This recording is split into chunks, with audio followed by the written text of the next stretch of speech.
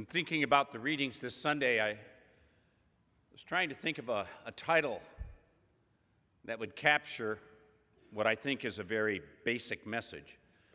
And one of the phrases that came to mind was mixed bag. Things are a mixed bag. Another one, but this would be more appropriate for the academy, learned ignorance. I like mixed bag. Let's take a look at the readings and then ask, what might they have to say to us this day? If you begin with the first reading, it's a marvelous statement of God's love and mercy. Keep in mind, one of the great dangers, I hope in the past for Catholics, but it can be still a danger, and that is to picture the Old Testament as law, as severity, as punishment, as fire and brimstone, and the New Testament as Jesus and love and forgiveness and all of that. Listen to the words. There's no God beside you who have the care for all, not just the members of the tribe, but for everybody. Though you are master of might, you judge with mercy, and with much, much lenience, you govern us. And it concludes by saying, you gave your children good ground for hope. There's good ground for hope. When you go to the gospel, we see that theme picked up again in the attitude of Jesus towards this reality in his parable of weeds and wheat. Now, first of all, he's talking to his disciples. Most of his disciples were fishermen, right? We already know that in another part of the gospel where fishermen, they catch a lot of fish in their net, they come up on the shore and they pitch the bad ones and keep the good ones. No waiting around. This is done very quickly. So Jesus had to instruct them a little bit on another way of sorting things out, and that is with a great deal of patience. I must confess I have some sympathy with the slaves who say, can we pull them out right now? I am, my brothers tell me, a bit of a neatnik. If I see something out of line, I put it back in line. I'm German. I'm Midwestern. You know, this is all part of the illness that I have. It's made me not adapt well to Southern California. At any rate, Jesus' attitude is quite different. What he does, if you ask it, his attitude's really got three things in it. One of them, first one, is Jesus is more pro-wheat than anti-weeds. That's a basic attitude. More pro-wheat than anti-weeds. There are people who are not happy unless they're against something. You've heard the old joke about Irish Alzheimer's. You forget everything but your grudges. This is not helpful. So the first thing is to realize he has a basic kind of positive attitude. The second is that he takes the long view. This is very difficult for young people. They have no long view. They haven't been around long enough to say, where has the time gone? And they haven't seen enough of their judgments made early in life can be completely wrong later in life. That's important wisdom. So the second thing is Jesus takes the long view. My mother used to repeat all the time. I'd ask her all kinds of questions, and she'd say, James, time will tell. And I'd say, Mother, that's not a very good answer. She said, James, shut up. I said, that's clear, but I don't like that answer. So he's more pro-wheat than anti-weeds. Second, he takes the long view. What's the third thing? The third thing is, in the present time, we really need to be gentle in our judgments. We need to be careful about presuming that we might know a great deal.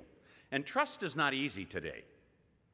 I think, for example, if any of you watch, how many of you watch the national news at 6:30 with Brian Williams or someone like that? All right? Most of you don't care, huh?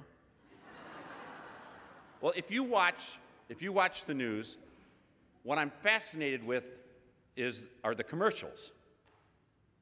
The news has been very depressing recently, but the commercials are even more depressing because they're all about drugs that you need. They kind of target our age group, you know?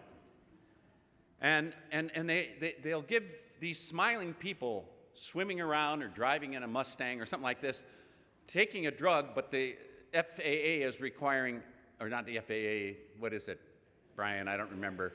Yeah, the Drug Administration is telling them, well, you got to tell them the side effects. You know, you can take this, it's going to give you all kinds of resilience, it's great, but it causes suicide. It knots up your intestines, you have morbid depression, but, you know, and they're smiling all the time.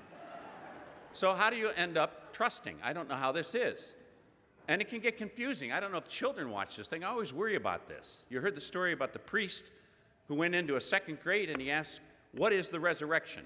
Does anybody tell me what the resurrection is? And one little boy put up his hand. He says, I don't know what the resurrection is, but if it lasts more than 4 hours, you should call a doctor.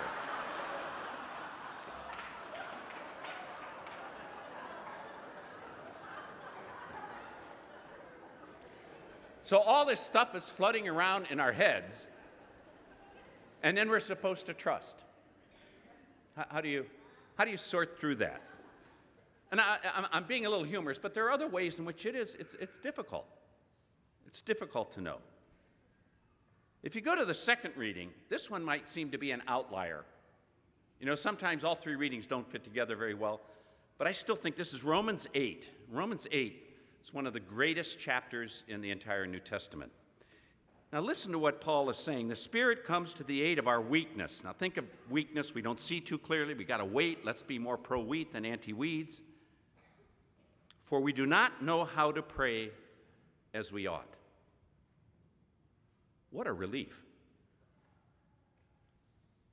If any of you have made an extended retreat, a very good friend of mine, a former president of the University of Dayton, I was talking to yesterday, had just finished making a 30-day silent retreat. I said I'd be nuts. I couldn't do that. I would want to be reading or writing or something. He said, how was it? He says, it was lovely. I said, don't talk to me. So here you have, you don't know how to pray as we ought, but the Spirit intercedes with inexpressible groanings, or another translation I like better are sighs. If you've ever seen a movie where at the right time, nothing is said, but a person just goes, it communicates much more than words could. One of my favorite authors, Flannery O'Connor, put it this way. Now, if any of you have read Flannery O'Connor, talk about somebody who's a wordsmith, who's articulate, whom you love to read. She writes, I wouldn't go to battle for anything I could say, but there is much that I can't say I would go to battle for. I've been writing for nearly 20 years, and one of the overwhelming senses that I have constantly is my own inarticulateness. Overwhelming sense is that I don't know how to express well what I feel. This is not just a male disease. This is something that affects the entire human community. They're very profound things, and the profound things of God. As it says in the gospel, it says, imagine, Jesus is speaking in parables. Why does he do this? Because I will announce what has lain hidden from the foundation of the world. The depth of God's mercy and love, lain hidden from the foundation of the world. So should I, as a priest and a preacher and someone with an education, think that I'm on top of this? No. It overwhelms me.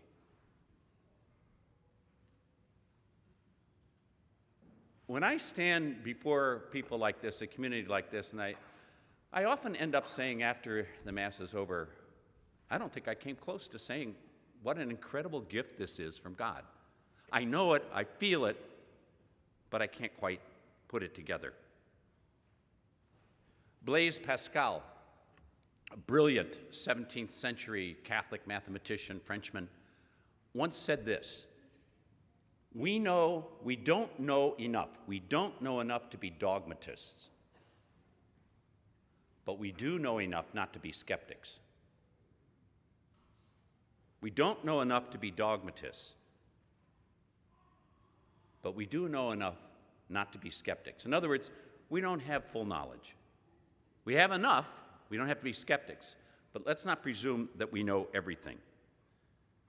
So here we are with both the wheat and the weeds. One of the reasons, a scripture scholar mentioned this, that this is a complicated deal is because the particular kind of weed, I forget the actual name of it, begins with a Z, in its early stages looks just like the wheat. And the roots get entangled.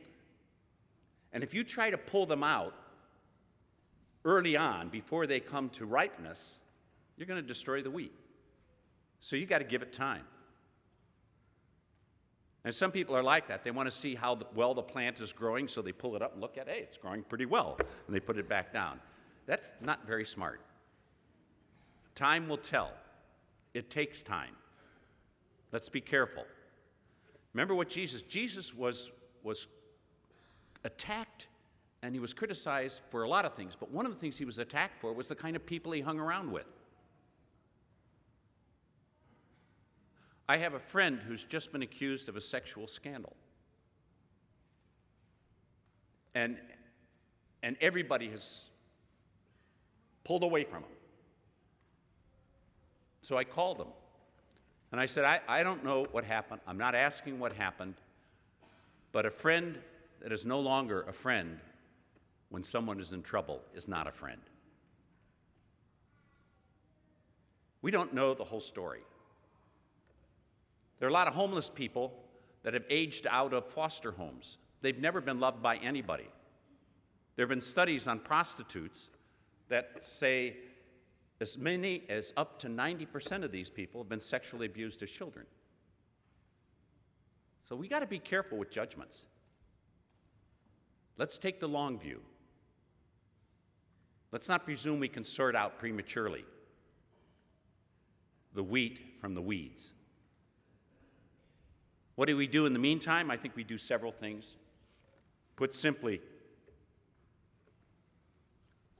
we grow in patience. That's not easy. We reserve judgment, even on ourselves, especially if we're prone to be hypercritical.